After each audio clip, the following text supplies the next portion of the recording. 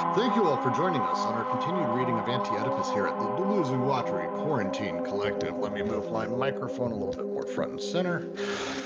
All right. We are going to continue on page 302 from the paragraph, "It follows that in the second place." We are going to do our best to try to make it through as much more as we can of this section. I do not expect us to get through it today. At some point around 2 hours from now, we will be stopping and taking a break until this evening when we mess around to watch everything happen around us. But for now, did anyone, before I dive forward, did anyone have overnight questions or thoughts really quick on what had been read up to this point in this section? Any last things that we want to dive into or things to keep in mind as we move forward? I'm going to take that as a no. So then, with that, I will just dive in. It follows that, in the second place, the link between psychoanalysis and capitalism is no less profound than that between political economy and capitalism. This discovery of the decoded and deterritorialized flows is the same as that which takes place for political economy and in social production, in the form of subjective abstract labor, and for psychoanalysis and in desiring production in the form of subjective abstract libido. As Marx says, in capitalism the essence becomes subjective, the activity of production in general, and abstract labor becomes something real from which all the preceding social formations can be reinterpreted from the point of view of a generalized decoding or a generalized process of deterritorialization. To quote, "The simplest abstraction, then, which modern economics places at the head of its discussions, and which expresses an immeasurably ancient relation valid in all forms of society, nevertheless achieves practical truth as an abstraction only as a category of the most modern society." End quote. This is also the case for desire, as abstract libido and as subjective essence. Not that a simple parallelism should be drawn between capitalist social production and desiring production, or between the flows of money capital and the shit flows of desire. Their relationship is much closer. Desiring machines are in social machines and nowhere else, so that the conjunction of the decoded flows in the capitalist machine tends to liberate the free figures of a universal subjective libido. In short, the discovery of an activity of production in general and without distinction, as it appears in capitalism, is the identical discovery of both political economy and psychoanalysis beyond the determinate systems of representation. So I know we got into this a little bit yesterday in terms of production being in the transcendental and that. What did you guys think of the line, as Marx says, in capitalism, the essence becomes subjective, the activity of production in general, and abstract labor becomes something real, from which all preceding social formations can be reinterpreted from the point of view of a generalized decoding or a generalized process of deterritorialization. Yeah, we talked about the meaning of subjective essence in Marxism a few weeks ago, right? I'd still appreciate if anyone who actually knows Marx could explain, or Hegel, I think that's actually a Hegelianism, what the subjective essence of value means. I don't have that background myself, or I'd be glad to jump in. I'm hoping someone here has a better understanding of Marx. I'm not what I would call an expert, to say the least. Out of curiosity, Roger, can you tell us if in the French that's basically what they're getting at, is the subjective there? I don't have the French text open. Give me a few minutes. I'll try to find it. It's kind of difficult to actually like reorder both texts at the same time, but I'll try to do it. In the third manuscripts of third manuscript, Private Property and Labor of Marx, they say the subjective essence of private property as activity for itself, as subject, as person, is labor. So the subjective essence of private property should be labor. I'll give you the link. Okay. That helps. Oh, so wait, okay. So the subjective essence is the abstraction. Because that's what they're talking about here, at least in the paragraph. In capitalism, the essence becomes subjective, the activity of production in general, and abstract labor becomes something real from which all preceding social formations can be reinterpreted. So they say also, consequently, the subjective essence of wealth is already transferred to labor. But at the same time, agriculture is the only productive labor because it produces something and not just value. This is what I added. Labor is therefore not yet grasped in its universal and abstract form, but is still tied to a particular element of nature as it matter, blah, blah, blah, blah. So, like, basically, the abstract form is capital in itself. It's capital unlinked from the object that is being produced. To quote again from that passage you linked, to this enlightened political economy, which has discovered within private property the subjective essence of wealth, the adherents of the monetary and mercantile system who look upon private property only as an objective substance confronting men seem therefore to be fetishists and Catholics. I don't know Marx well enough. I'm sure that's a funny joke. So we're talking essentially about the abstraction of what the thing represents within the society. Are they talking here about flows? In the Marx text or into the Glottary text? In the Glottary text. I don't think they actually. Well, they will talk about axiom and axiomatization after that, but I don't think they talk about flows that much in Anti-Oedipus. Well, no, but I mean, they do talk about flows a lot, but I'm referring specifically when they say this is also the case for desire as abstract libido and as subjective essence. Not that simple parallelism should be drawn between capitalist social production and desiring production. It's not that. The relationship is much closer. Desiring machines are in social machines nowhere else, so that the conjunction of the decoded flows in the capitalist machine tends to liberate the free figures of the universal subjective libido. So they're 100% talking about the decoded flows that are moving within these machines, passing through. But when they refer to this, the simplest abstraction then, which is what they're talking about of the subjective essence, which is labor, they're talking about that as being decoded? Yes, decoded into capital. So basically, like the subjective, impulse, libido, whatever, like is being decoded into a more universal type of libido. I don't know why they are using the same term for the two levels, but the libido would be, universalized into the desiring machines. I mean, they talk about the subjective essences a whole lot in the third chapter, like from page 258 on.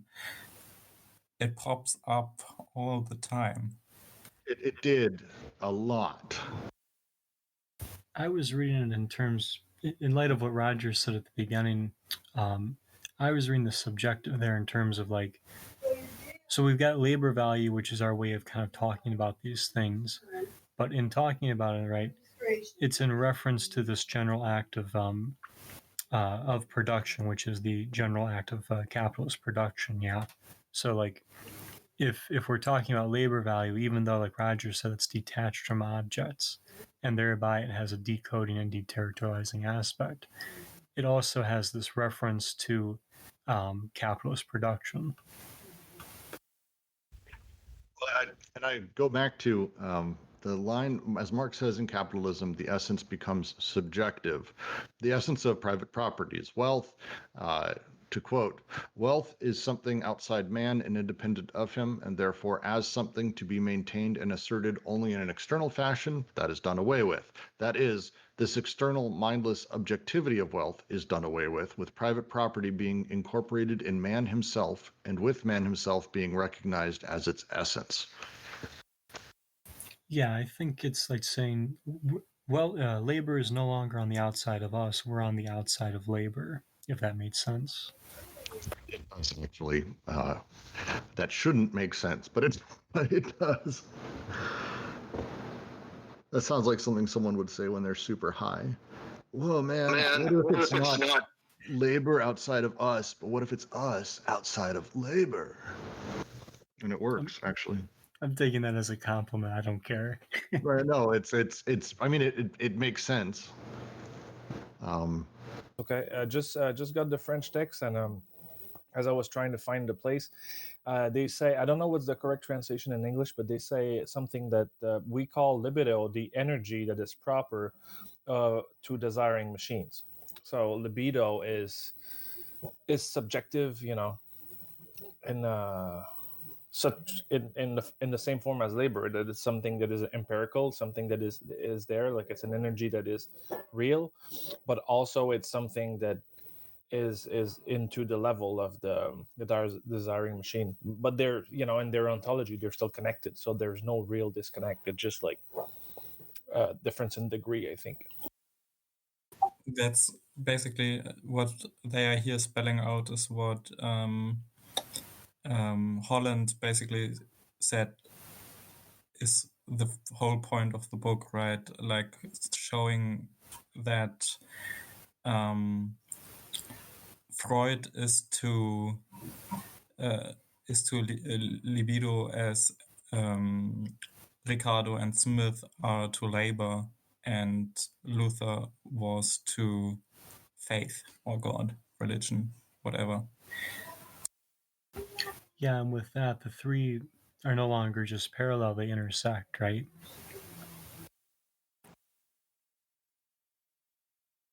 That is to say, right, they're very clear that this is not a parallelism, these are conjunctions. Yeah, it's the same conditions that enables each erkenntnis. Right, so like why worry about the unconscious in psychoanalysis? Well, it's part of political economy in this larger sense, or rather, the two intersect. All right, I'm going to continue reading. I just found the place in French is the exact same formulation. So for subjective, it's the same thing. Good to know. Continue reading. Obviously, this does not mean that the capitalist being, or the being in capitalism, desires to work, or that he works according to his desire. But the identity of desire and labor is not a myth. It is rather the active utopia par excellence that designates the capitalist limit to be overcome through desiring production.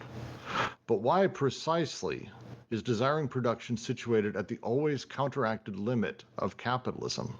Why, at the same time as it discovers the subjective essence of desire and labor, a common essence, inasmuch as it is the activity of production in general, is capitalism continually re-alienating this essence, and without interruption, in a repressive machine that divides the essence in two and maintains it divided? Abstract labor on one hand, abstract desire on the other. Political economy and psychoanalysis. Political economy and libidinal economy. Here we are able to appreciate the full extent to which psychoanalysis belongs to capitalism.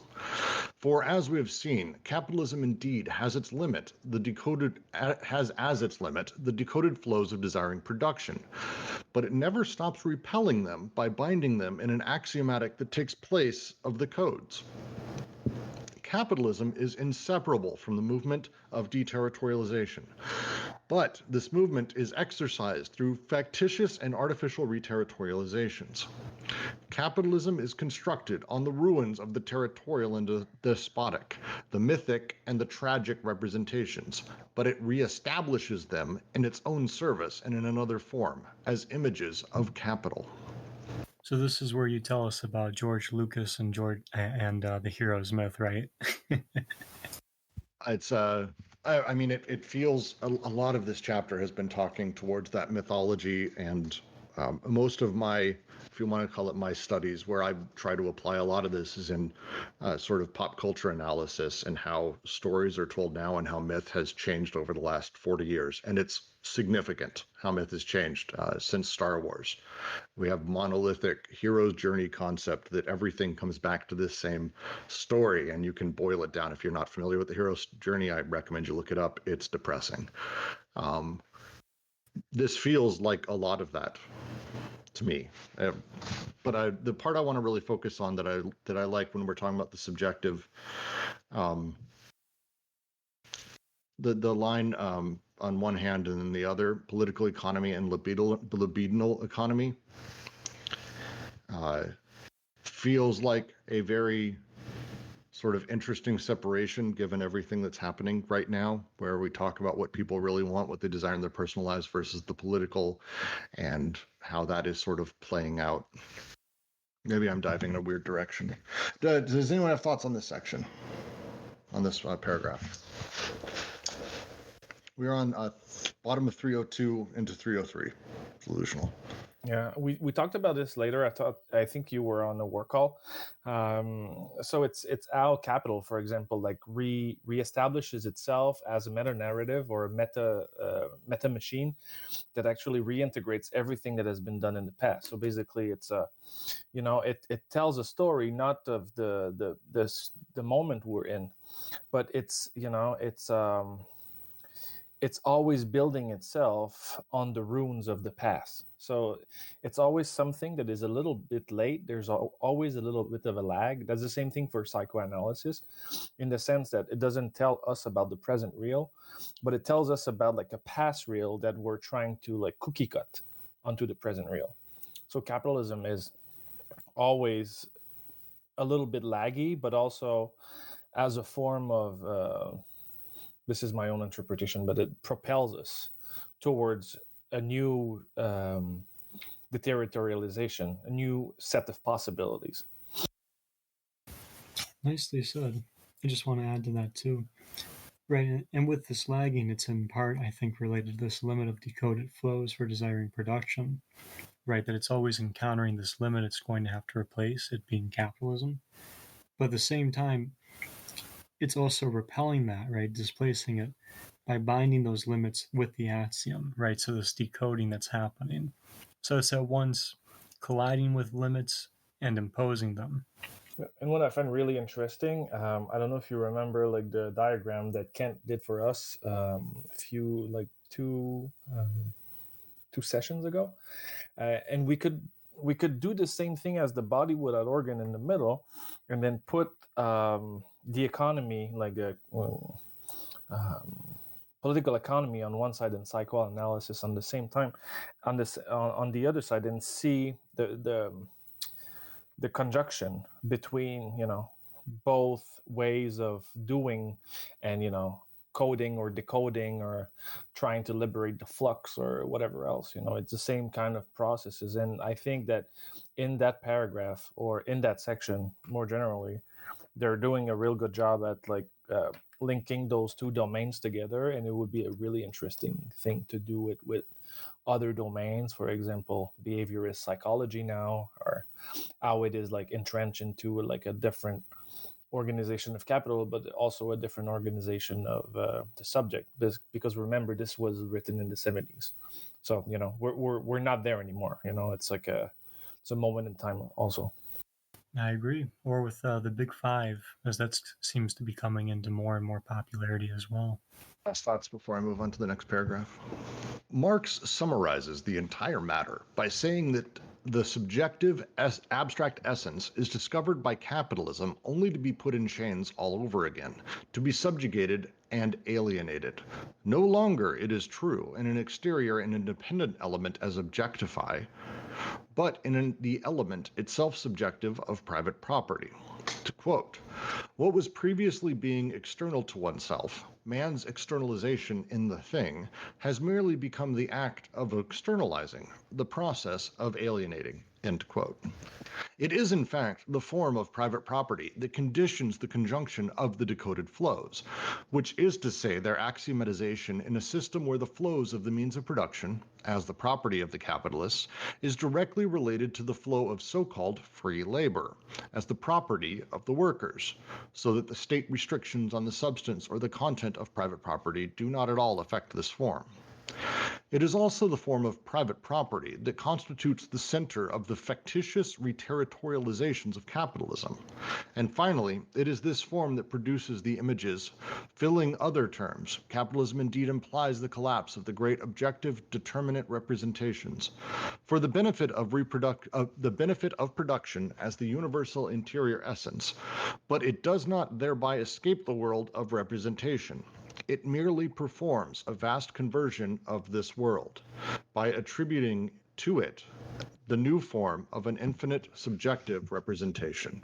Just to read the footnote that follows that last sentence, Michel Foucault shows that the so-called human sciences found their principle in production and were constituted on the collapse of representation, but that they immediately re-establish a new type of representation, an unconscious representation. See The Order of Things, reference note 14, pages 352 to 67. So I think we talked about this yesterday too, with like the discovery of labor value and then this abstract essence. It doesn't lead to a collapsing of the system or anything like that, but instead it leads to kind of a reconfiguring of it. Mm-hmm. So that because now they're quoting Marx and Marx analysis. Marx is analyzing the classical era. He's saying labor was different from capital, and there's a full collapse within the modern era, and the industrialization of the capital and the personal labor. So property is becoming something that is both on both sides. So like there's a confusion between the condition of alienation that was work, and work in itself being the producer of a form of alienation. Yeah, I agree with that. In one way, it's like it reminds me of, I bring this up a little bit because I think it's helpful, but like being in construction, you're talking about how much labor you need to do a project, right? In no way, shape, or form are the workers in that diagram, in that model you're building. And yet they kind of need to be at some point, don't they? Yes, but everything is calculated in units. So there's an economy of labor that is being taught prior to the actual labor by arms and legs and brains and exactly. And they're on the outside of that. You no longer begin with the workers that are there. You begin with that model you're building, and then you kind of take it from there. Yeah. I want to ask about they have the line in here. It is in fact the form of private property that conditions the conjunction of the decoded flows. When they say the form here of private property, are they talking about it basically being turned into that abstract subjective essence? Or is that something that seems to be something that changes significantly over time, and that is what is conditioning the conjunction of decoded flows in time? I'm trying to ask a different way. One of the significant aspects of Deleuze's overall philosophy is that of difference and change over time becoming. If we're talking here, the form of private property is almost like a variable of whatever form private property is taking at any given time in any given socius. That is conditioning the conjunction of the decoded flows, as he says, which is to say their axiomatization in a system where the flows of the means of production as the property of the capitalist is directly related to the flow of so-called free labor as the property of the workers. Is he referring that as a specific element of what private property is when he wrote this, or is he saying that that's something that shifts over time?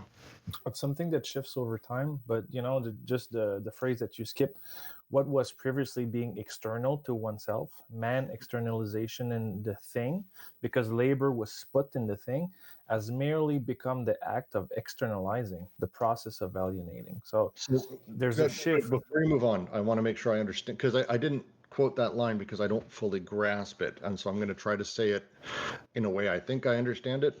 What was previously being external to oneself, man's externalization thing, labor once upon a time was agrarian, as an example, and so you would basically have your labor defined in bushels of wheat.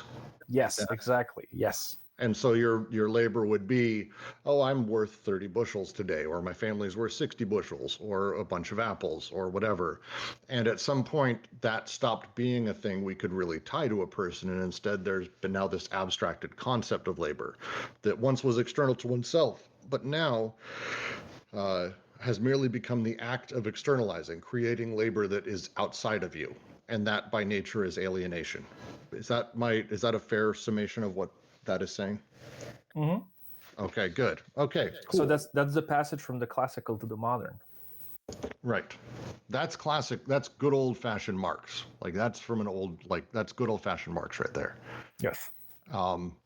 So when they're talking about the switch, then they're talking about the form of private property, the conditions, conjunction of decoded flows, which is to say their axiomizations. They're talking about this externalized process, this thing that it's become, the subjective essence at this point, is as the property, in quotes, of the workers. So the state restrictions on the substance or the content of private property do not affect this form. That finally there's private property in this that is moved. So, there's a difference in class and there's the difference in property. When they're saying that we must appropriate the means of production, it's to establish a property, over the way we produce ourselves.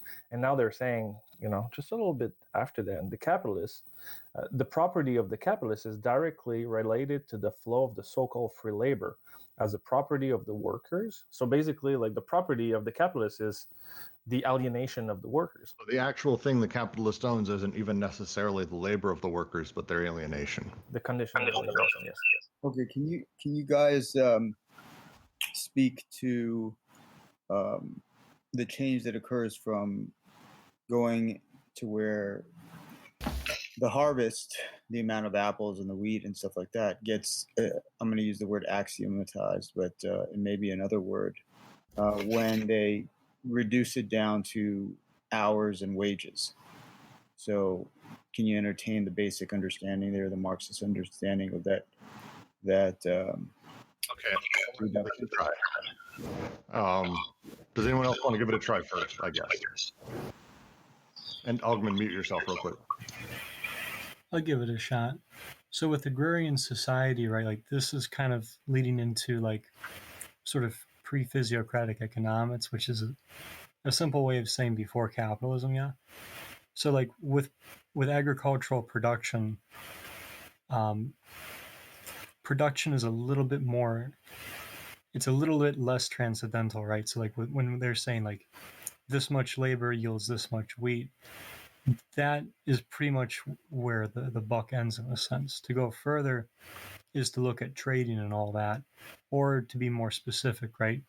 If we're talking about right before capitalism, we're talking about feudalism. In feudalist economics, that stuff moves differently.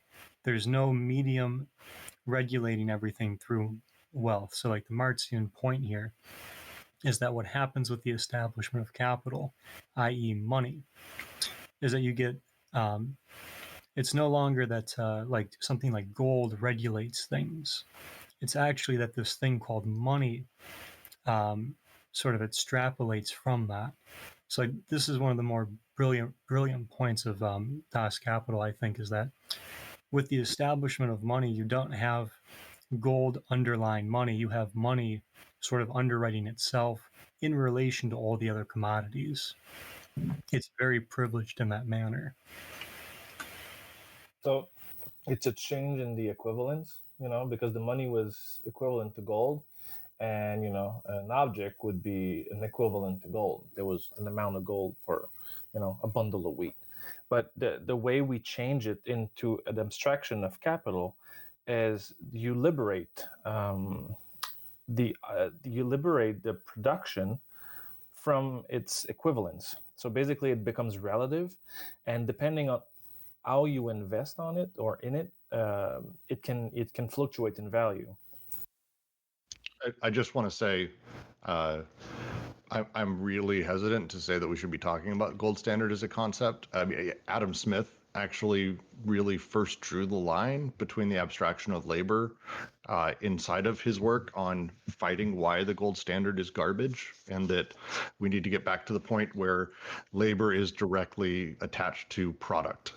And granted, that's been a while, but like the gold standard itself is almost one step of that removal already.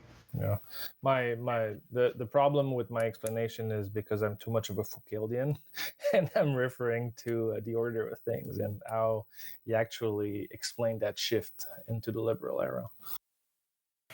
No, but that's precisely it. All of a sudden, you have money sitting as itself, without anything tying it down, right? And that's kind of the Marxian point, is money itself was never tied down by gold. It's sort of a fallacy. But I think Brooks is right that gold isn't the thing that that mattered before capitalism. Yeah, Right. The way to think about it is, and I would say it's easiest to go to the extremes. Let's go 3,000 years ago. People still had markets. I mean, you had markets in all kinds of places where you'd barter and trade, and there was all ways of doing that. At some point, gold came along, and gold is weird in the sense that, yes, it has value, and yes, you could trade it, but it became a currency. And so what happened is you began working not so much for bushels of apples that you could trade at the market, but instead bushels of apples you could sell for gold. And then at some point, gold as a standard and as a currency, money changed. And I'm hesitant to say that the gold standard and capital are necessarily two drastically different things, because we're still talking about basically the total abstraction of what labor turns into. And that's the alienation, where man is, I made a chair and that chair is great and that's my labor. But if I make a chair today, I make a chair that's worth $56 on Wish. And that's fucked up, because that means that my labor is worth $56 in some weird, my labor's worth a chair. I made a chair. Wait, what's happening here? And that alienation is the thing they're talking about. So that's the switch that I as I understand it. No, you've got it. The Marxian backdrop, though, is that you're talking about value form C, where gold is working and money has not yet arisen in value form D. That's the Marxian sort of turn of the screw here. You're absolutely correct. With labor and all these equivalencies in the world of commodities, as Marx calls it, you're right.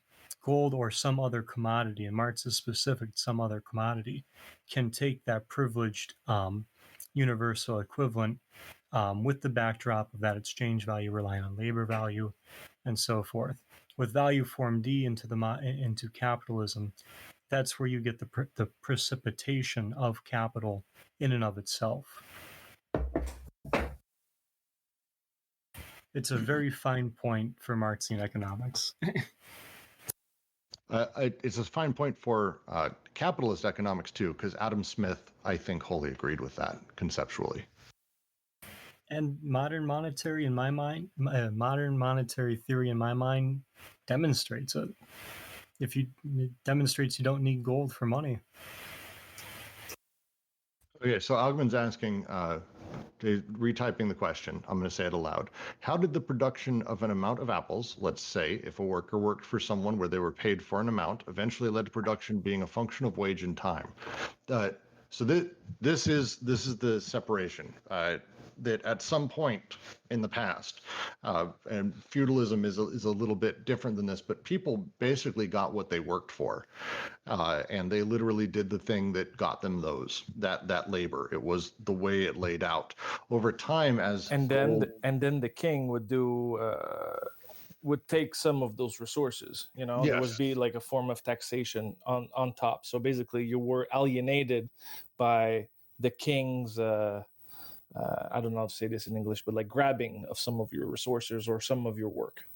Yeah, essentially tax systems in those times, or tithing, however you want to phrase it. It's, I'm giving this to the leader, I'm giving this to the son of God, however you want to put it, but you still got what you got. And there was, like, not saying it was great for labor back then, there's a lot of shittiness throughout history, but they were directly connected to the outcome. What happened is the switch over time of the idea of capital, where people could invest this abstract concept of labor and own an apple farm. Now, when I own an apple farm, I actually don't do any work. I don't do labor. My capital has done the labor, and you, my workers, who I pay in this form of capital, do labor for me. And you don't get everything. It's the old Richard Wolff joke he tells is, how many of you are getting paid what you're worth? And the answer is nobody. That's how capitalism works. Capitalism functions because everyone is getting paid less than they're worth, because the capitalist is taking off everything off the top. Whereas once it was the despot taking directly from your apples or whatever you tithed, now The capitalist is taking money away from this abstracted version of labor on top of you not actually being connected to your labor at all. And that change happened mostly due to industrialization and the big changes around Marx's time. And that's why he was able to see it very clearly during that. We've shifted into a much more fascinating time now where we are beyond fully abstracted. I'm not connected to my labor at all. The money I get, I have no idea where it comes from. Genuinely. I'm not part of a productive force. I work in video games and entertainment. I don't make money. That's not how it works. Money is made in some other place that capitalists invest into what I do and I get paid out of that. So I'm in some really fucked up, like most of us are, some real fucked up alienated world. But that change over time has been basically the shift, and they're talking about that change over time as it's happened.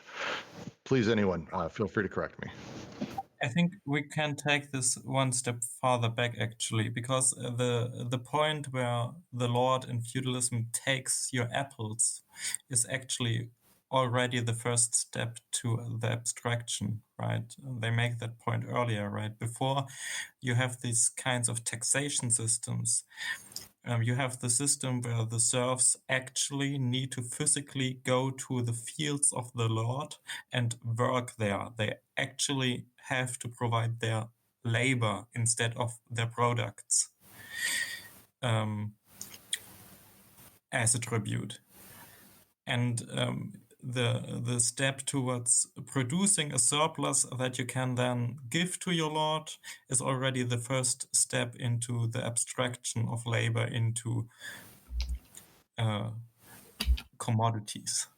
Yes, and prior to that, if we go back to, they call it the savage, the first socius, the conceptually how that works is you are the chair maker, and that's it. And people get chairs, and you kind of work in this weird communal savagery setup. You have feasts that blow off excess steam, so you have some ways to deal with sort of overcoding and things there. But the move for tithing is where you start having that sort of first step of alienation. So yes, that's right, Lou. So it's, again, I don't know necessarily if I agree with their conception of the savage times, and I believe there's a little bit of privileging of the primitive man and that, but I think overall that makes a lot more sense. Does that help at all, Augmen? Yes, I'm making a comment now. So what I'm hearing is that the economization over time was this axiomatic, process or gesture or education. I mean, there's all these interacting flows from the imperialist history in the feudal system and the alienation of man to this axiomization of man, where he becomes an object to be counted. Yes, I think another way to put it would be to sort of continue to make fun of Jack's earlier comment that sounded like a stoner. If you were to just say something simple like, money as it works is not something that is real. It's something that we agree on the value of. And once upon a time, apples are still apples. I mean, I know the value of an apple. It feeds me, it gives me a little bit of nutrients. Shit like that hasn't changed, but we've added these multiple layers and axiomatizations that aren't real, that we've all agreed on. And those are the things that are sitting between us and all of these sort of steps of reality that are part of my actual labor process. Nice work.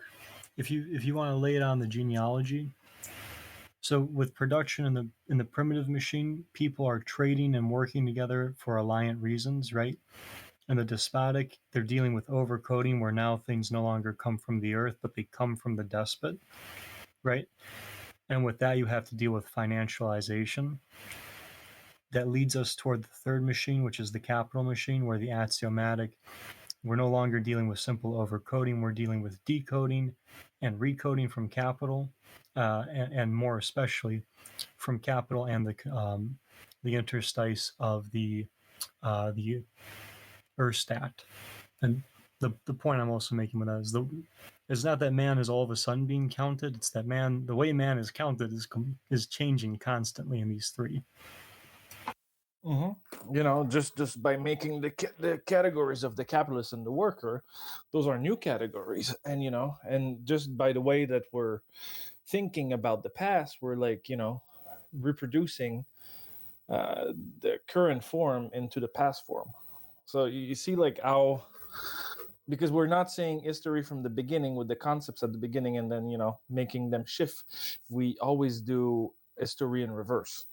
By doing history in reverse, you know, the concepts that we have now are always folded into the past, and that's how capitalism functions as well. You know, because it takes its impulse on its own past.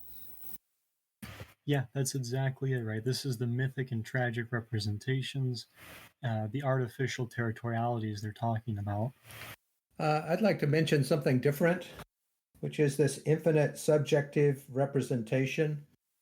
Adorno's first book was about Kierkegaard, and basically this is what he says, is that existentialism is this infinite subjective representation. So we would find the same process in philosophy. Yeah, Adorno wrote these books against Husserl, against Heidegger, and basically against existentialism from a Marxist kind of position. And this was the thing he was kind of trying to reveal, that existentialism is really this kind of infinite subjective representation. Yes, but Marxism carries with it a very similar problem. So basically, they're putting the unconscious into the existence. That's right. It's very interesting that both Sartre and Heidegger did not recognize the unconscious. And basically they said that there was this original choice that you didn't even know that you made. And you really, psychoanalysis should be about trying to uncover what that original existential choice you made.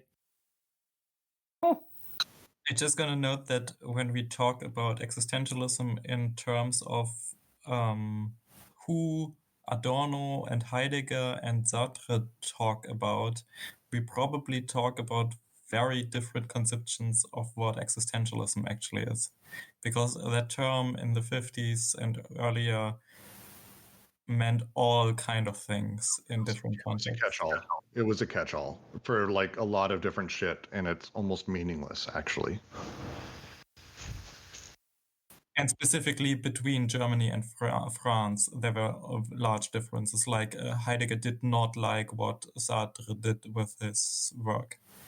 And I think Adorno has a completely different understanding of what existentialism is from both of them. But if we talk about axioms, for example, and we said yesterday that, you know, it's the thing that cannot be proven right or wrong. It's to actually like say that, for example, have a theory of labor or a theory of capital versus a theory of the unconscious or a theory of existence. It's just like three sets of axioms that are part of the same diagram, kind of. Am I wrong with it? No, you're kind of on the mark. Foucault makes a very incisive critique here by pointing out that existentialism and Marxism have this fundamental weakness nearly in common, with the spin being that Marx appeals to the real man, the disadulated man, the man who's always sort of transcendent from what's going on, right? So the real man is never here. The real man is always somewhere else in the discourse. Isn't that somewhat of a psychoanalytic turn? The idea that you know, that the subject or the man is somewhere else than what he actually has to be dealing with. Yes, actually, and I'm going to read the next sentence and continue to the next paragraph. Make sure to keep a pin in that thought, because it is basically where they're going. We seem to be straying from the main concern of psychoanalysis, yet never have we been so close. For here again, as we have seen previously, it is in the interiority of its movement that capitalism requires and institutes not only a social axiomatic, but an application of this axiomatic to the privatized family. Representation would never be able to ensure its own conversion without this application that furrows deep into it, cleaves it, and forces it back upon itself. Thus, subjective abstract labor, as represented in private property, has, as its correlate, subjective abstract desire as represented in the privatized family. Psychoanalysis undertakes the analysis of this second term, as political economy analyzes the first. Psychoanalysis is the technique of application for which the political economy is the axiomatic. In a word, psychoanalysis disengages the second pole in the very movement of capitalism, which substitutes the infinite subjective representation for the large determinate objective representations. It is in fact essential that the limit of the decoded flows of desiring production be doubly exercised, doubly displaced, once by the position of imminent limits that capitalism does not cease to reproduce on an ever-expanding scale, and again by the marking out of an interior limit that reduces this social reproduction to restricted familial reproduction. Yeah, it's one of the things Holland goes over quite a bit. I'm going to read a little bit from page 94 of Holland's Guide to Anti-Oedipus.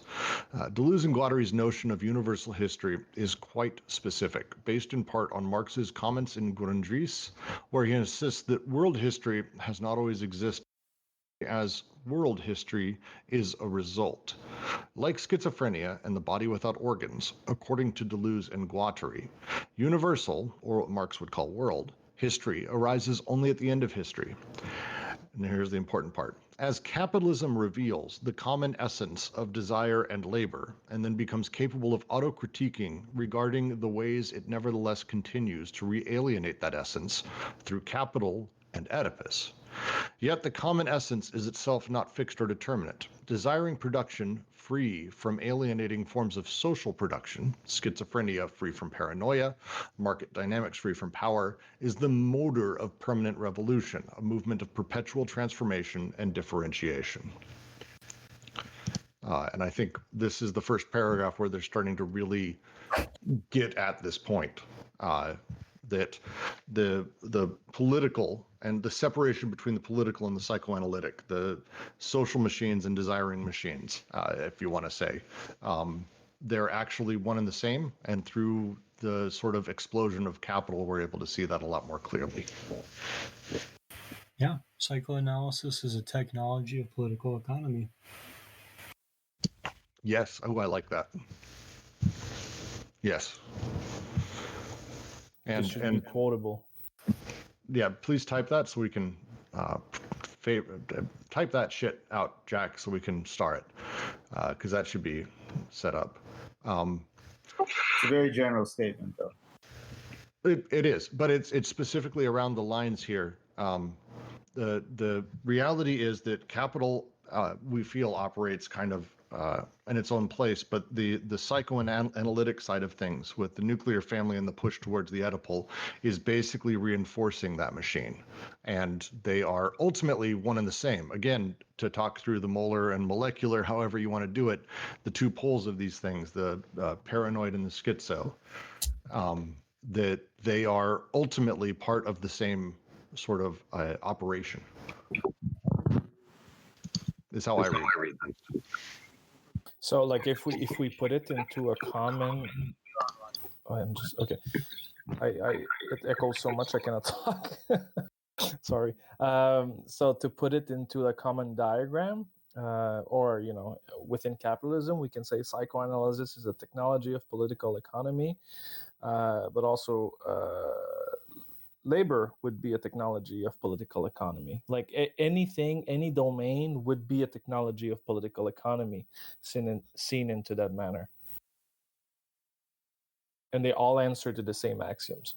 I think it would be worth actually, unless there's very specific questions on this paragraph, they actually go into a pretty decent explanation in the next one. So I'll wait for Ogman to finish typing, see if there's something there, and then I'll continue reading the next paragraph.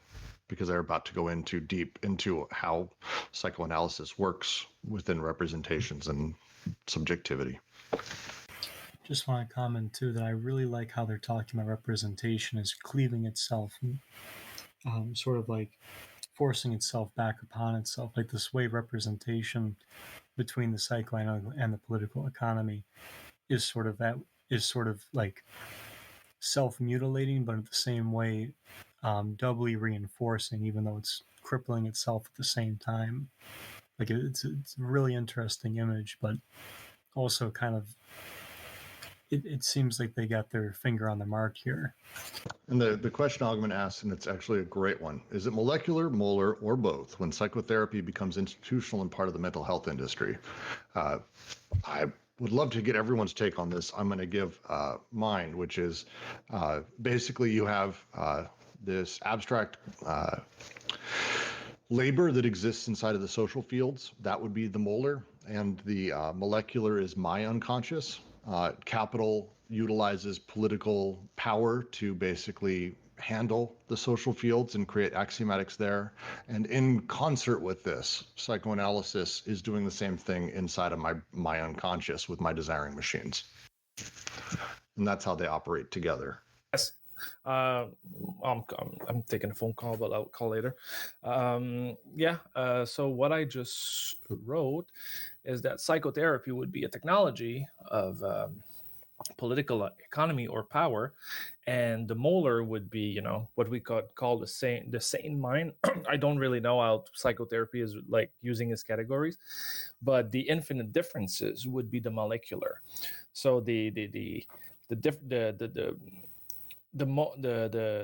as a technology, psychotherapy would try to articulate the differences to the molar, to stop its becoming and format it into the major category, because it serves capital. It's the whole economy that is being reproduced into that field. So the reason I mentioned psychotherapy is because so psychotherapy deterritorialized or reterritorialized, I'm not sure which one is the correct descriptor of the history of psychoanalysis or psychoanalysis. And so you have all these modalities, which I guess would be referred to as the molecular. And it just brings into question that these technologies all end up failing because of their economic vectorization, or how they're basically corroborated under capital. Mm-hmm. As it forces like a form of adaptation, it's a technology of adaptation. So you can actually meet the molar aspect of capitalism. So basically, like you're being produced and reproduced to actually fit what's demanded by the diagram. You're being made into the triangle that is Oedipus. Despite your flows and desires being far beyond that, you're being cookie cuttered out through that process. And that process shapes you very well for effectively what is the abstraction of labor that capital demands. Mm-hmm.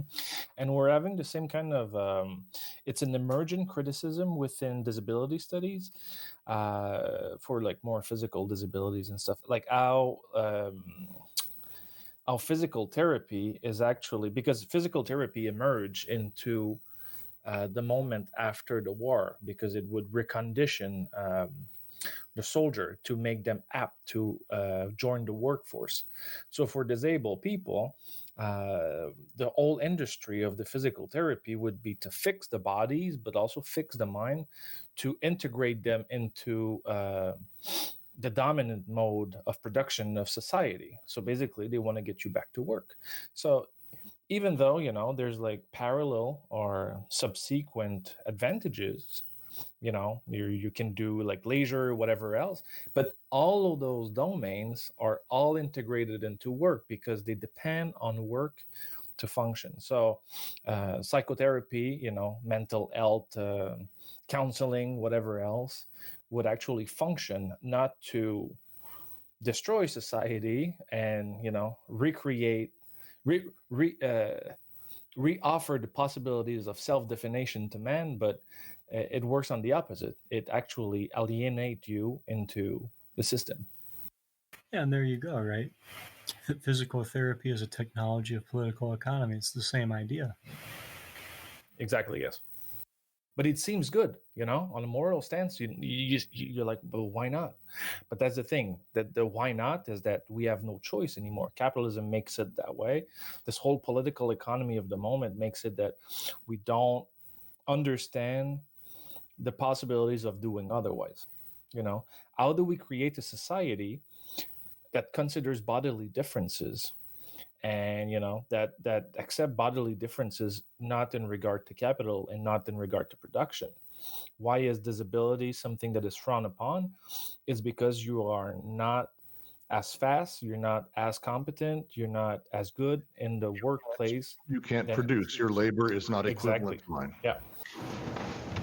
Even though it very well may be. Like, it's the hilarious part is the vast majority of people who have some level of disability can do a lot of the menial labor jobs that completely able-bodied people can do, but they're still seen as being contributing less labor to the overall abstract nightmare. The whole thing's nightmarish. Like, it's absurd, but it's what they're talking about. I do want to continue moving on so we can get through this next paragraph. Consequently, the ambiguity of psychoanalysis in relation to myth or tragedy has the following explanation. Psychoanalysis undoes them as objective representations and discovers in them the figures of subjective universal libido, but it reanimates them and promotes them as subjective representations that extend the mythic and tragic contents to infinity. Psychoanalysis does treat myth and tragedy, but it treats them as the dreams and the fantasies of private man, homo familia. And in fact, dream and fantasy are to myth and tragedy as private property is to public property. Oh, I'm going to reread that. I like that. In fact, dream and fantasy are to myth and tragedy as private property is to public property. What acts in myth and tragedy at the level of objective elements is therefore reappropriated and raised to a higher level by psychoanalysis, but as an unconscious dimension of subjective representation, myth as humanity's dream. What acts as an objective and public element, the earth, the despot, is now taken up again, but as the expression of a subjective and private reterritorialization. Oedipus is the fallen despot, banished, deterritorialized, but a reterritorialization is engineered, using the Oedipus complex conceived of as the daddy-mommy-me of today's everyman. Psychoanalysis and the Oedipus complex gather up all beliefs, all that has ever been believed by humanity, but only in order to raise it to the condition of a denial that preserves belief without believing in it. It's only a dream. The strictest piety today asks for nothing more. Whence this double impression that psychoanalysis is opposed to mythology, no less than to mythologists, but at the same time extends myth and tragedy to the dimensions of the subjective universal. If Oedipus himself has no complex, the Oedipus complex has no Oedipus, just as narcissism has no narcissus. To read the footnote as I go. Freud, no, not in mine. Okay, in French it's different. Sorry. I'm sure it is. Silly language. Freud grants myth no specificity. This is one of the points that have most seriously encumbered the subsequent relations between psychoanalysts and anthropologists. Freud undertakes a veritable leveling. The article On Narcissism, an Introduction, which constitutes an important step towards the revision of the theory of the drives, contains no allusion to the myth of Narcissus, or Narcissus, whatever it is. Such is the ambivalence that traverses psychoanalysis and that extends beyond the specific problem of myth and tragedy. With one hand, psychoanalysis undoes the system of objective representations, myth-tragedy, for the benefit of the subjective essence conceived as desiring production, while on the other hand, it reverses this production in a system of subjective representations, Dream and fantasy, with myth and tragedy posited as their developments or projections. Images, nothing but images. What is left in the end is an intimate familial theater, the theater of private man, which is no longer either desiring production or objective representation. The unconscious as a stage, a whole theater put in the place of production, a theater that disfigures this production even more than could tragedy and myth when reduced to their meager ancient resources. So yesterday someone asked a question, I think it was Alkman, and I can't repeat the question, but I think that's the answer, right? You're talking about the question about myths? It was very early. It was one of the questions. It was a question like, Yeah, the myths and the archetypes.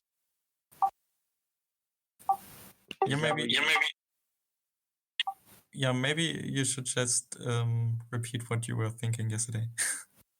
Well, I was thinking a number of things at different points in time, but I think this last reading did speak to the idea of the imagos and the archetypes that get upheld by capitalism, and and yeah, it does speak to that, I think. I wholly agree. What's interesting here is the complete integration of the subjective or the private man into the machine. So, like, when they say, like, what is left, I'm going to say something, Instagram, for example, let's say Instagram, and then read that. What is left in the end is an intimate familial theater, the theater of the private man, which is no longer either desiring production or objective representation. The unconscious as a stage, a whole theater put in the place of production, a theater that disfigures this production even more, that could tragedy and myth when reduced to their meager ancient resources. So, like, it's the whole society of the spectacle also, that everything is blurred together, everything is connected. Yesterday we talked about the matrix, that the same thing. You're completely tapped into the system, so your whole private life is being produced in a moment and a place of production at the same time. So Instagram becomes that. Your private life is how you produce the world. So we're producing a full consumerist, desiring world from the way we represent ourselves. And the representation itself becomes a product, but a mean of production. Yeah, and this is really important in line with, like, civilization's discontents, right? Because, right, so they brought up the Oedipus complex more directly by name here, right? One of Freud's main arguments, and one of his more interesting works, is where he takes the Oedipus complex into the world, right? So no longer do you have the familialism of mommy, daddy, me in the cozy house. You have the familialism of the social, which is me, the institution as daddy, and I can't quite remember what mommy is right now, but I suppose it's kind of the point, yeah. And to Roger's point, this is that level of production where the familialism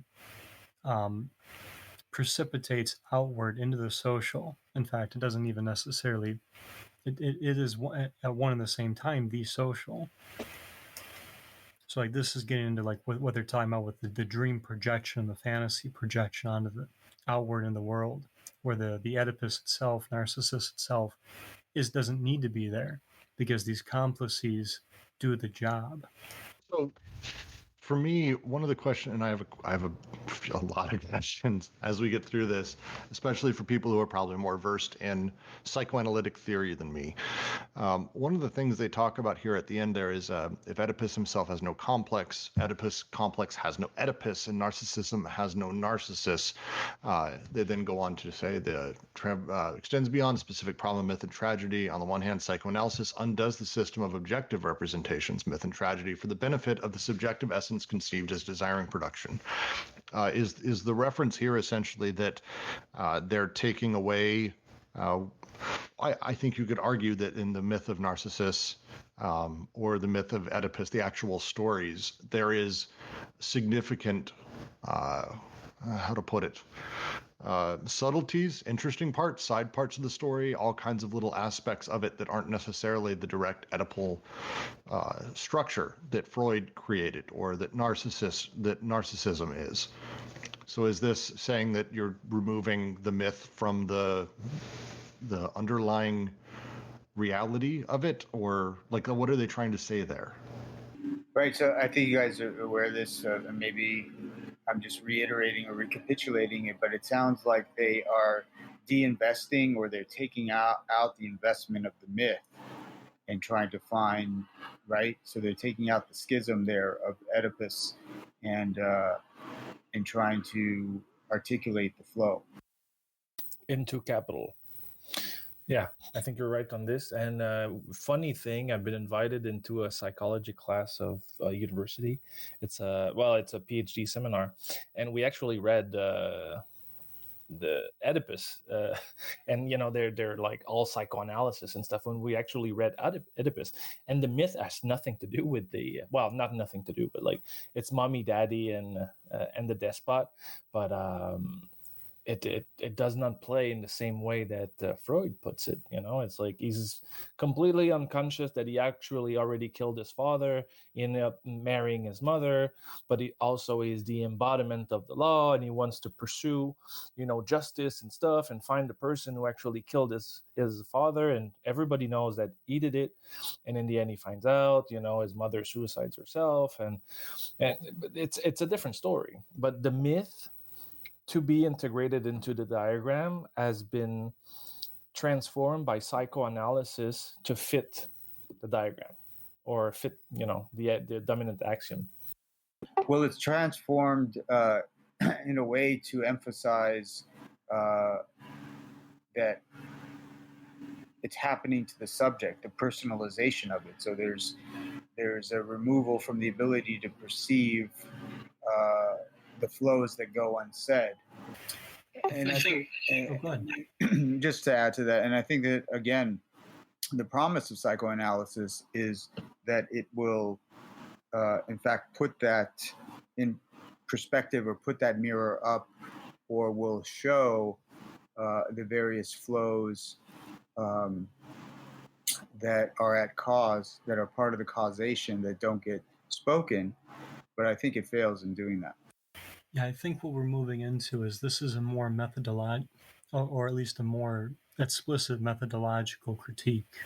So to give an example outside of Oedipus, right, the Pygmalion effect or whatever, where like rich men, usually it's men, rich men will find women on the street. If you guys have ever seen Pretty Woman, this is pretty much where I'm going. We'll find women on the street who like are at the slums of life, and these men will like pay for their college, and they'll try to make them into some ideal that they're presently not. Right. The Pygmalion effect is a way of explaining this, and in that way, it's part of a methodology of I think that is more like cognitive behavioral theory, but because I don't think this is directly. I don't know if psychoanalysis has the patent on this, but it seems to me that that's what we're getting at here, is the methodology of using these stories, of using these plays, doing a turn of the screw on them, and then transplanting reality into a projection of that reinterpreted story, is effectively what they're getting at here in terms of the critique. That very methodology more directly. I think that pause tends to mean that I'm going to be able to move on to the next paragraph. Works for me. All right. I believe we're at myth, tragedy, dream, and fantasy. Was that right? Yes, sir. I was moving around quite a bit. This is where we start getting into, I think, some of the more really interesting aspects of where people have taken a lot of Deleuze's thoughts. Lazzarato, as an example, I'm starting to see a lot more of the creation of the subject inside of capitalism and how signs operate there. It's fast. This is awesome, but my brain is slowly dying. Myth, tragedy, dream, and fantasy. And myth and tragedy, reinterpreted in terms of dream and fantasy, are the representative series that psychoanalysis substitutes for the line of production, social and desiring production. A theater series instead of a production series. But why, in fact, does representation, having become subjective representation, assume this theatrical form? There is a mysterious tie between psychoanalysis and the theater. We are familiar with the eminently modern reply of certain recent authors. The theater elicits the finite structure of the infinite subjective representation. What is meant by elicit is very complex, since the structure can never present more than its own absence, or represent something not represented in the representation. But it is claimed that the theater's privilege is that of staging this metaphoric and metonymic causality that marks both the presence and the absence of the structures and its effects. While Andre Green expresses reservations about the adequacy of the structure, he does so only in the name of a theater necessary for the actualization of the structure, playing the role of the revealer, a place by which the structure becomes visible. In her fine analysis of the phenomenon of belief, Octave Menoni likewise uses the theater model to show how the denial of belief in fact implies a transformation of belief under the effect of a structure that the theater embodies or places on stage. We should understand that representation, when it ceases to be objective, when it becomes subjective infinite, that is to say imaginary, effectively loses all consistency, unless it is supported by a structure that determines the place and the functions of the subject of representation, as well as the objects represented as images, and the formal relations between them all. Symbolic, thus, no longer designates the relation of representation to an objectivity. I'm sure that that's a fuck up in my text. Does anyone else have a different word? They're objective. No, A fucking no, word. that's correct. It's terrible. What does that mean? To an objectivity as an element. It designates the ultimate elements of subjective representation. Pure signifiers, pure non-represented representatives, whence the subjects, the objects, and their relationships all derive. In this way, the structure designates the unconscious of subjective representation. The series of this representation now presents itself. Imaginary, infinite, subjective representation, theatrical representation, structural representation. Oh, Jesus Christ. I'm not going to say that again. And precisely because the theater is thought to stage the latent structure, as well as to embody its elements and relations, it is in a position to reveal the universality of the structure, even in the objective representations that it salvages and interprets in terms of hidden representatives, their migrations and variable relations. All former beliefs are gathered up and revived in the name of a structure of the unconscious. We are still pious. Everywhere the great game of the symbolic signifier that is embedded in the sense of the imaginary, Oedipus as a universal metaphor. I feel like I read half of that wrong, but I don't know where. I would love someone I've got so many things to go over this. What is objectivity in this situation? I saw people making comments. Symbolic thus no longer designates the relation of representation to an objectivity as an element. Please, someone explain that. I think it's just an aspect use of object or objectivity, that comes with the neologism of the constructive aspect of this type of flow and narration. So it's just, in a set of synonymous meanings with like object and objectivity. So I haven't found the French yet, but the German translation suggests that it's just objectivity, like that it's actually a typo. It's not a typo. This came up before, and it was looked up, and it means that refers to the thing in itself giving rise to appearances. That word came up before, and we discussed it, and I looked it up and put it in the chat. It's the definition I found was that it's when the thing in itself gives rise to appearances. Oh, okay. So yeah, this in phenomenology, there's a difference between the thing and the object. The thing is something that is not part of perception, but the object is the thing divided in two as the thing in itself with, is phenomenon, how it appears. So like it can be objectified as something that is, definable. Am I right, Kent? Yeah, that's what I understand. I mean, we could try to look it up again. I'd never heard of it before. Let's go with. I actually like the idea of it being a. Okay, just one thing that I can say. In French, it's objectité, which would be like identities. So it would be like a play on word. It's a neologism. It's a neologism about objects as identities, not represent. Identities would be the representation of a thing or a person, but it's not the person. That would be the same thing as objectité would be the identity of objects, identity of things, if we want. Not the order of things. So I just wanted to clarify. They actually talk about it earlier, yes, on page 301. So I'll try to find if like. Roger, you posted something about a German word, but the word you posted is not a German word. Like, is that a typo or something? No, yes, it's a typo, and because it's my Adobe that is not making a good job.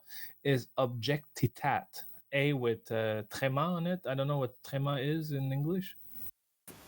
Yeah, okay, but okay. Yeah, that sounds more like a German word, but it's not less technical and not more understandable, I think. Does not help. I love that. I'm going to go with neologism, and I'm going to say that. Interestingly, like the German translation uses their actually Gegenständlichkeit, which I guess translate like Objektivität can be seen as basically synonymous to that, but usually you would also just translate it with objectivity, I think. Is it just the treatment of the thing in itself's thing as object? Is that kind of what they're getting at? I think it's objectivity in the same way it's blueness, the same way it's objectiveness. It's representation to its objectivity as an element. To continue that sentence. I found something. Like there's an historical German dictionary that says that Objektivität ist ein Begriff von Schopenhauer. Objektivität is a concept by Schopenhauer. So there's a thing there. So objectivity would be the alienation of the thing as an exterior and an independent object to itself. Would it be the alienation of the thing or the thing in itself? Of the thing. Why the thing and not the thing in itself? I mean, I think we're still going into like this whole idea that we don't have access to the thing in itself. So it's the thing. Doesn't matter. We're hung up now on this weird thing. The overall point of the sentence, let's try to get to that. They're talking about how symbolic has shifted. It no longer designates the relation of representation to word as an element. It designates the ultimate elements of subjective representation, pure signifiers, pure non-represented representatives, whence the subjects, objects, and their relationships all derive. What does that mean? I don't give a shit about objectivity. I should never have brought up that stupid word. I want to know what the sentence is. I'm sorry, I was distracted. Which sentence are you focusing on? The one that the word that will not be named is in. It designates the ultimate elements of subjective representation, pure signifiers, pure non-represented representatives, whence the subjects, objects, and their relationships all derive. Symbolic no longer designates the relation of representation to an objective element. What the fuck does that mean? That's it. That's what I want to know. Symbolic has changed its meaning. How? What did it mean before? They do not really super get into it. They talk about this sort of change as these things that are ultimately now pushing things towards capital. I get that from the previous setups. They're talking about the theater, which feels like they're once again going back to the idea of how the medium in the message matters, and how the medium is shifting and how the medium is changing. Myth, Yeah. tragedy, dream, and fantasy are representative series that psychoanalysis substitutes. Okay, so like you can have vertical. Let's put it into like I'm gonna say axioms. Like not don't confuse it with axiomatics, but like let's say two axioms. We have like the vertical axioms that the symbolic would refer to the material, and then what they're saying is that it doesn't work like that. It becomes like an horizontal axiom where the representations are relating to other representation, so it becomes a pure abstract instead of something related to the real tangible or material world. So we talk about categories instead of talking about things. Oh, it's that symbolic no longer represents, to be very specific, they're talking about labor, but it applies across the board, I would think. The labor, my ability to deal with symbolic aspect of my labor, I have 20 apples, and that actually turns into a chair at some point, or my labor turns into 20 apples. That's the symbolic element of my labor. Is symbolic. However, now, because we're dealing with abstracts of abstracts, dealing with abstracts of other abstracts, symbolic no longer is about the representation of these objective elements as objective elements. Instead, they are ultimate elements of subjective representation, pure signifiers that have no bounds and no attachment to anything within the concrete plane of how the machinic or material world actually works. Mm-hmm. So everything is alienated from itself. All former beliefs are gathered up and revived in the name of a structure of the unconscious. We are still pious. Everywhere the great game of the symbolic signifier that is embodied in the signifieds of the imaginary, Oedipus as the universal metaphor. What does that mean? The great game of the symbolic signifier that is embedded in the signifieds of the imaginary? Is it saying, one of the things that has happened is myths now no longer even have the original myth inside of them. Instead, we've basically broken down the structures of these things so they fit the technical machine, ultimately, that is Oedipus and psychoanalysis. As an example, they brought up Freud's narcissism. I'm not super familiar with Freud, but I'm familiar enough that basically everything Freud did, he tied back into Oedipus, and he tied back into sort of, I would say, very stretching the reality of truth, but he did everything he can to make these technical machines fit the way Oedipus operated and the way Oedipus worked within psychoanalysis. Lacan, everything Lacan did, which was deeply revolutionary and really interesting shit, kind of ultimately still comes back to this same thing where it's Oedipus as this universal metaphor, and it's everything is shaped to that. So the great game of the symbolic signifier, the master signifier that is embodied in the signifieds of the imaginary, ultimately comes back to being shaped by Oedipus, this technical machine that builds all these other technical. Yeah, and I think something that has been lost into that paragraph is the move from the symbolic to the imaginary, and it's a tectonic shift into representation. So the symbolic, is a symbol of a thing, but the imaginary is the relation between symbols or or between representations. So representation themselves would be signified. Yeah, it looks like Oedipus becomes the thing connecting the signifier and the signified here. But only in the imaginary, because it deals with the unconscious, categories of the unconscious, and not like real behaviors. Yeah, I mean, I see it as a remark on the structure, because the sentence that helps me here is, in this way, the structure designates the unconscious of subjective representation.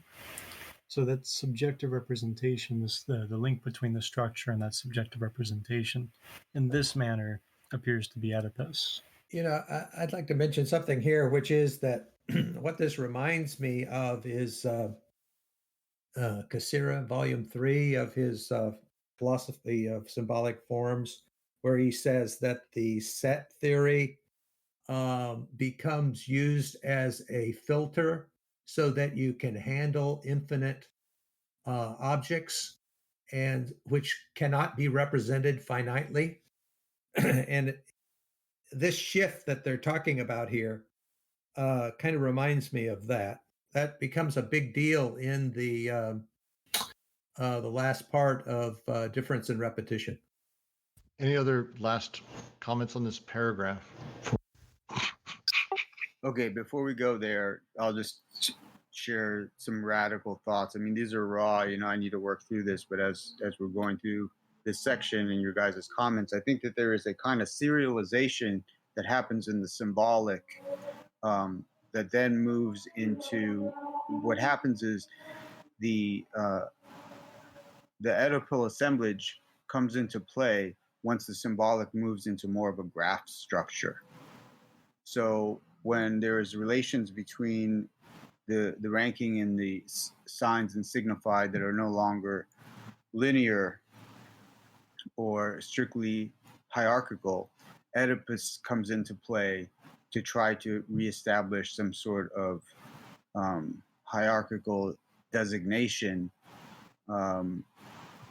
And so we're dealing with basically, again, I need to work through this a little bit further, but the idea of the unconscious machine, or the spaces in between the unconscious machine, the kind of dark spaces or the shadow that is formed by this Oedipalization, or this, using the imaginary to try to, that comes about as a part of the Oedipal in order to try to contain the fact that this thing is free-flowing and more graph-like in structure. I think yes. I also have a lot of very raw thoughts on this, as I've only been reading this for the last few days, and I'm still processing a lot as we read it. But I think, generally speaking, that's my understanding of it as well. I would add in that text very, very heavily is that the intention of psychoanalysis is to place the sort of Oedipal framing or cookie cutter Oedipalization of your desires. They're trying to place that very, very, very early in what we would call the machinic process of the unconscious, trying to shape everything into that. So that way, as your desires appear, you believe Oedipus comes first. They talk earlier, even in this this very section, where one of the things Oedipus does is it actually presumes that the child is the one who instills Oedipal fear in the father, and that the child is the one who visits this into the father, which is very true. That's kind of the nature of Oedipus, that a father, through fear of his son usurping his position and wanting to fuck his wife, places laws around him and places rules and teaches him the very thing. Sort of has this implanted upon him, visited by the sins of the child, which is asinine. I believe it's asinine. And so the earlier they can place this, the earlier they can axiomatize Oedipus, the better. I think that's the thing I would add in, that they're trying to basically place this almost ideology of Oedipus super early in the desire and libido sort of development process. Is that making sense? Yes, because it's an organizing machine. So, like, if you organize the root of, the source of the river or whatever else, you're going to construct the river as you go. So, to put the Oedipus there is allowing a reconstruction. So, it's always this coding or decoding of flows. And, by decoding, you can actually work with them. It's not the raw thing anymore. Like I said when we were going over this a few sections ago, to the man with a hammer, everything looks like a nail. We know that saying. And to the man who's been Oedipalized, every woman looks like his mother, and every lawman looks like his father. It's kind of the idea.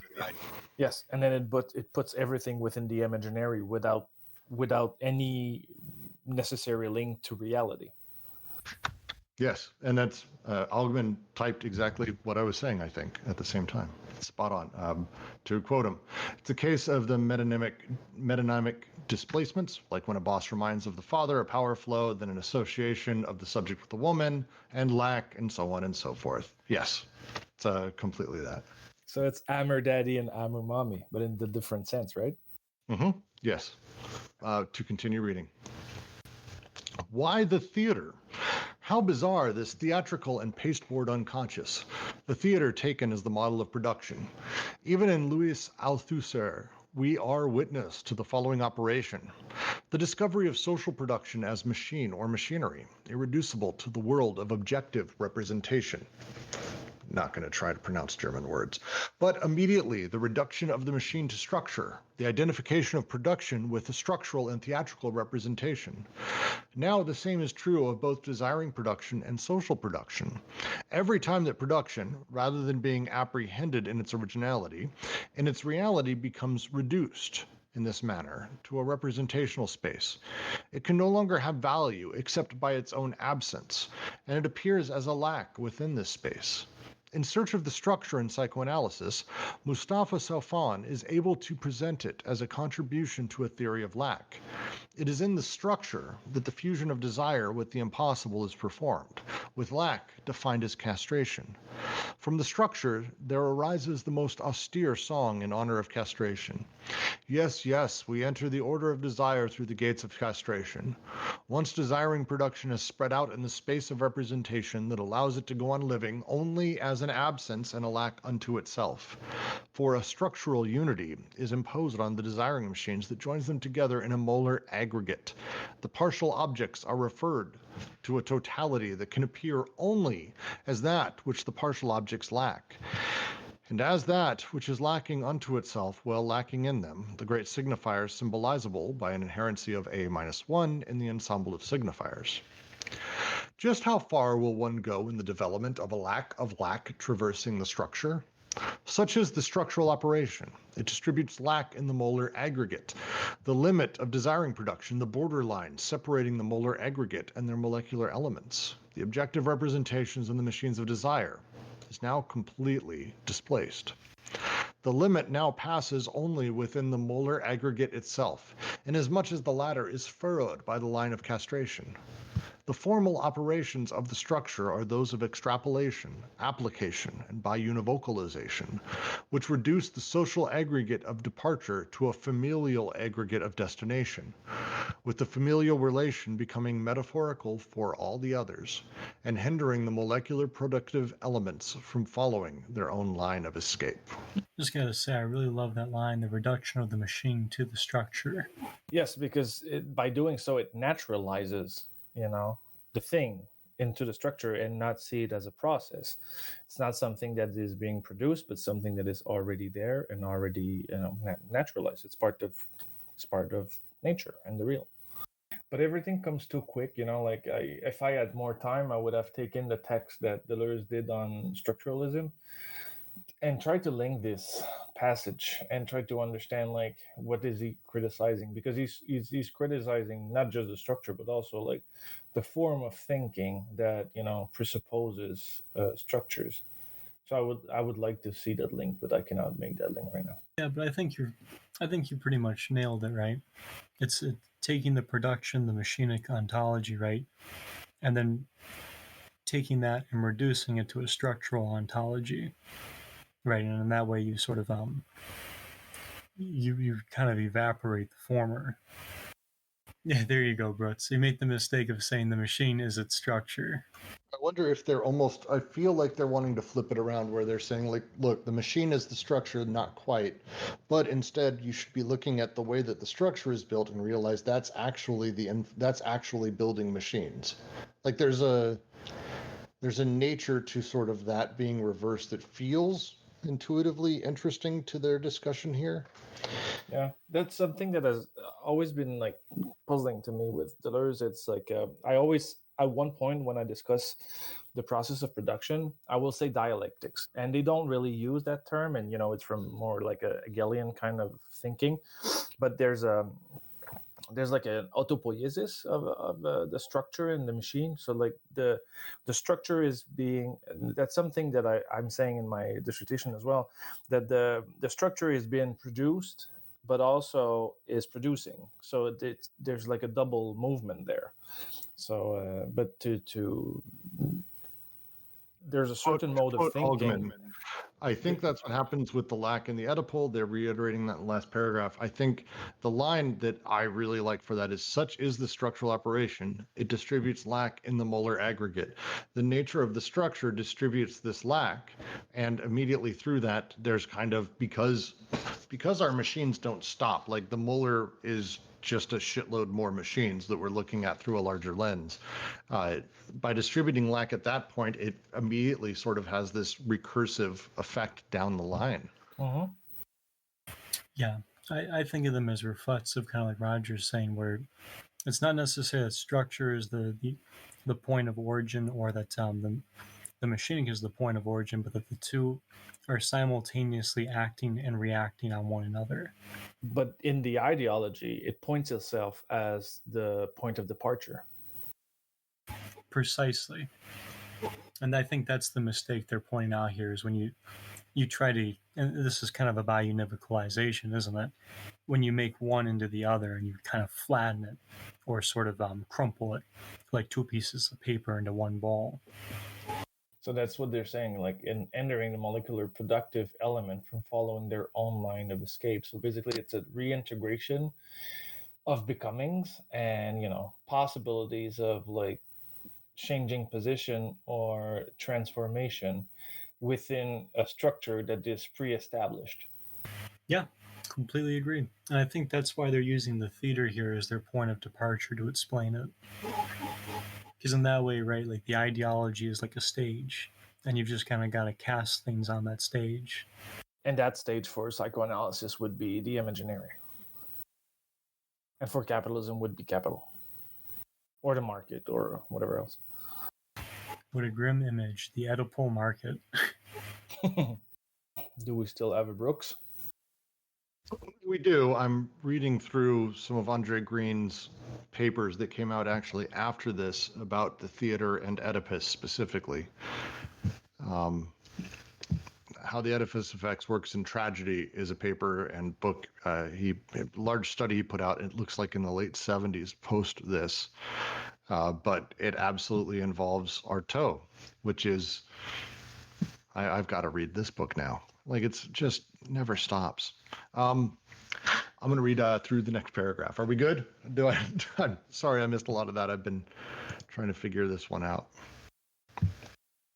Because Andre Green is the next paragraph.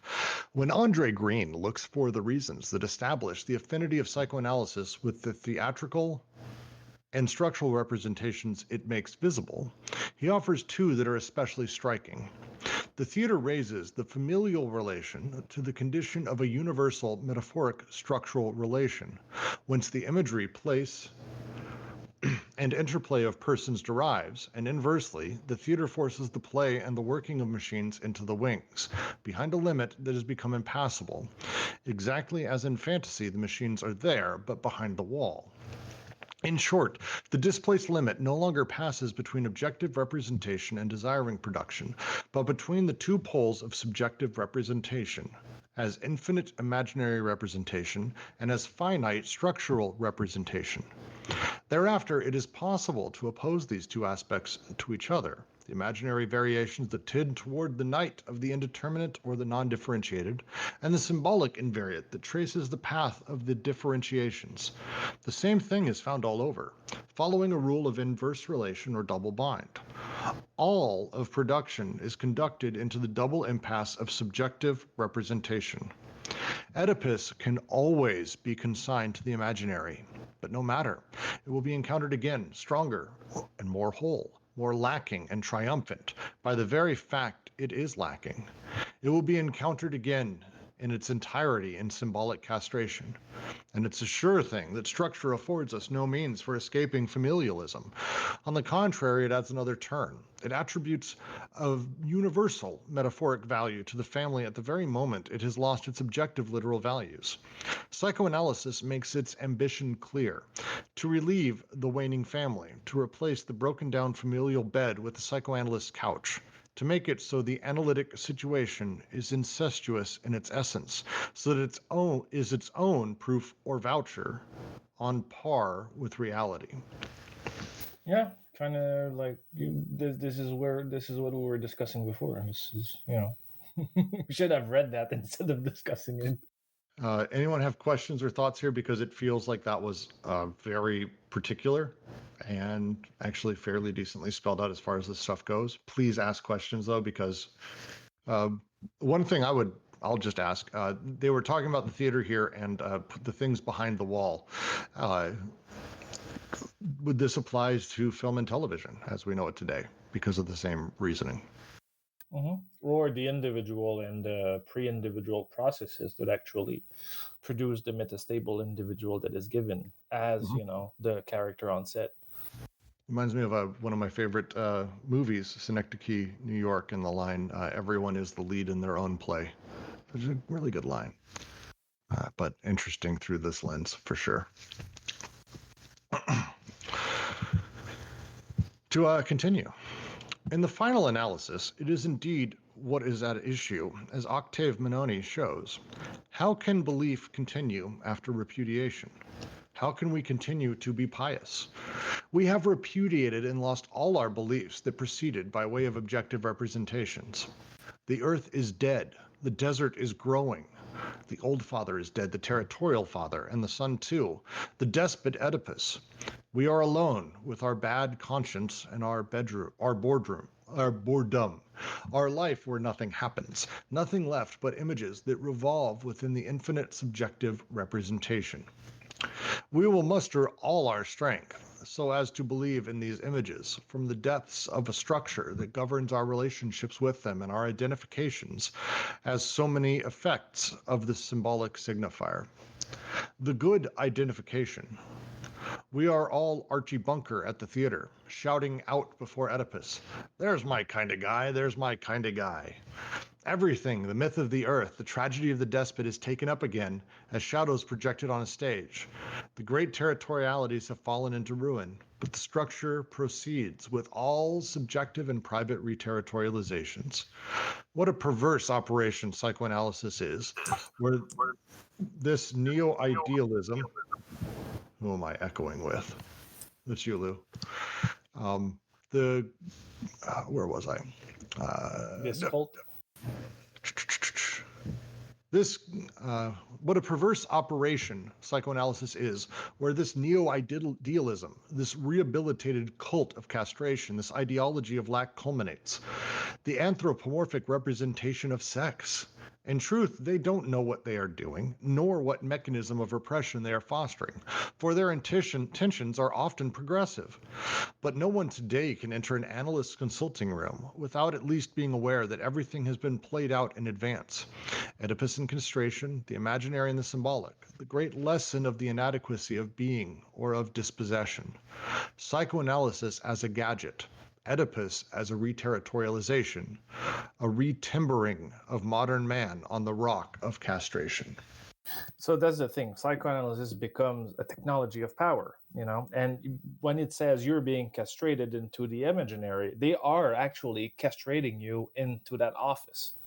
They are imposing this form and into this general subjectivity of things, and you're being reinterpreted. So the problem is not the way you live your life or whatever, it's the interpretation and the reinterpretation that is being done into the clinic. So when they say like the earth is dead, and I'm reading the French at the same time, so like I might say like incorrect concepts, but this is the real does not matter anymore. It's only representations that are being cared upon. I like the use of Archie Bunker here. For those, does everyone here know who Archie Bunker is? I'm going to assume not everyone because I'm old, I think, the way that it works. Archie Bunker from classic television played the role of the old man in changing times who would sit in his chair, have a beer, and talk about Meathead, his idiot son-in-law, and his beautiful daughter, and how the world's changing, and was racist, but in like that way that like a lot of our parents or grandparents are, but sick of a world that's shifting in front of them. And I really like the idea that we are all Archie Bunker at the theater, shouting out before Oedipus, "There's my kind of guy. That's my kind of guy." That's, I think it's a form of reactionary identification.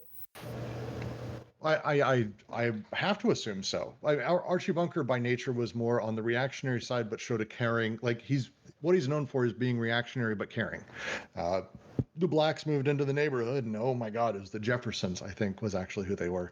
And he didn't want them there, but then he grew to love them. And like the racist with the heart of gold trope very much is Archie Bunker personified. But the idea of Archie Bunker at the theater shouting, "That's my kind of guy. That's the way it should be. This is where I come from. That's what I'm aspiring towards."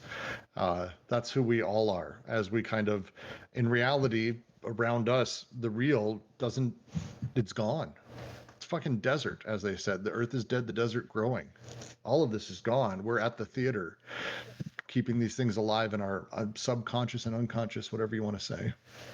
And also, when they call psychoanalysis as neo-idealism, it's a like restored cult of castration, and so like it's something, because like in their ontology, it's a true materialist ontology. So they're attacking psychoanalysis on this base also, that it's idealism is something that is always false, that it does not relate to like reality, that it's like it functions for itself.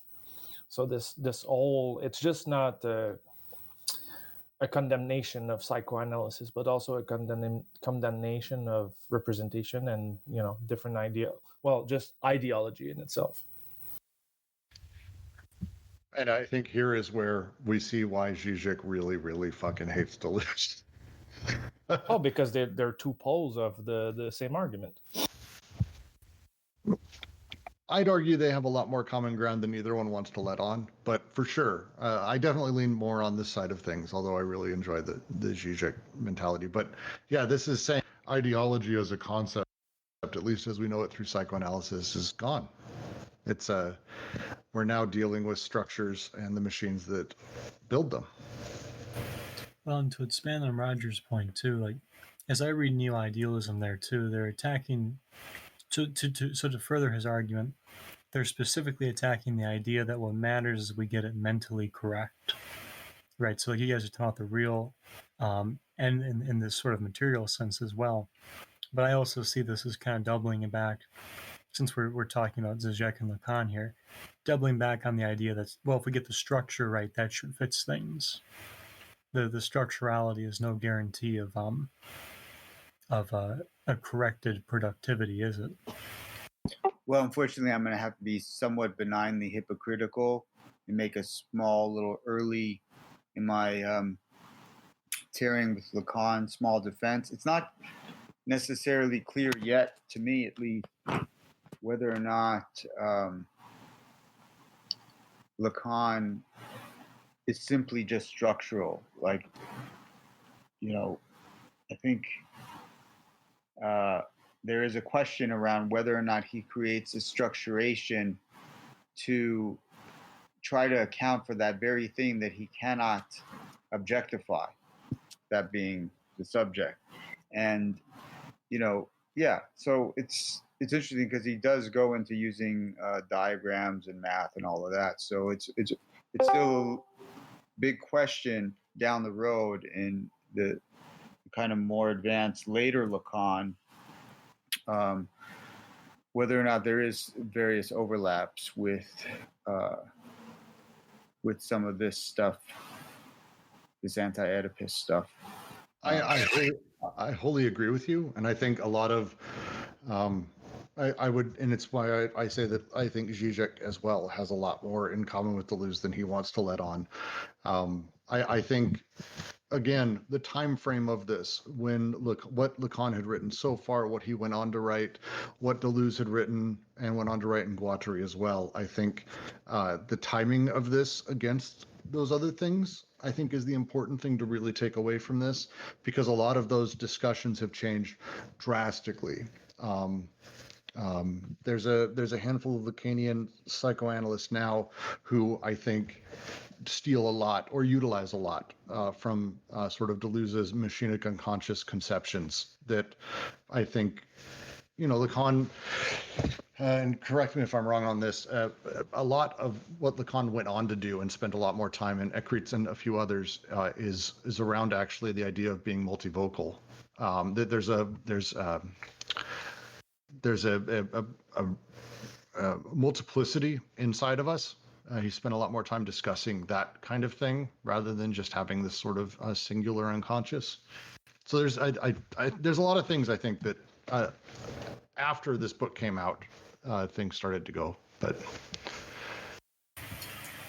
in fact, two paragraphs ago, when no one made a comment and I didn't make a comment myself, I felt like they were kind of touching into a concept which I don't think they ever even mentioned the word in here, which is an ontological building block for Lacanian theory, and that's jouissance. But I think two paragraphs ago, when they were talking about the lack, they were hinting and tracing out a little bit of jouissance. But I can only say, I can't say much more about that right now. No, I want to make sure we read out, Lou posted Terrence Blake, who, once again, thank you, Terrence, and know you listen to this. A tweet of his from August. To develop my idea further, I think that Latour and Zizek are more Deleuzian than the Deleuze scholars of today. Deleuze said very explicitly, if you don't like my word, throw it out, use your own words. And I think, I think the ideas of what they're trying to get at and how these things work, and I know people have jumped on me for utilizing the word ideology when we talk about how the machine of unconscious works and these other things, but I think there's applications. Yeah, and that's a lot of criticism that is happening today with the materialists from the realists, and they're saying that, the materialists are more idealists than the idealists themselves. So, there's always like a weird thing going on, and, if you like focus on material too much, you will end up in idealism, and if you're focusing on ideology for enough of a time, you'll go back to the material aspect. So, like, it's, I think it's like a battle of churches or schools of thought. But so like I think that makes sense into what you referred by Mr. Blake, what he said, that if you make a church out of Deleuze, you would make an idealist out of Deleuze. I always go with my favorite Buddhist saying. Buddha once said that if he ever came across the Buddha as a child, he would kill it immediately. The idea of having dogmatism as any part of anything that is intended to be about change and becoming, I think is laughable on its face. So there's also the quote from Rosie Braidotti, who said that most Deleuzians are awfully Oedipal today. Yeah, I like that. But with that, I am going to close out today's discussion. As Lou had mentioned, we are taking our time through this rather than charging through. I do believe this entire section is the book. The rest of the book is the support structure for this section. And I think there's a lot for us to go through in order to really understand it. And I think it's worth taking time. So we are going to continue probably next week, Monday, noon, to continue going through this. And I thank all of you for joining us and helping us parse these ideas across multiple thinkers and all of your backgrounds. Your lenses are incredibly important to us, and we thank you.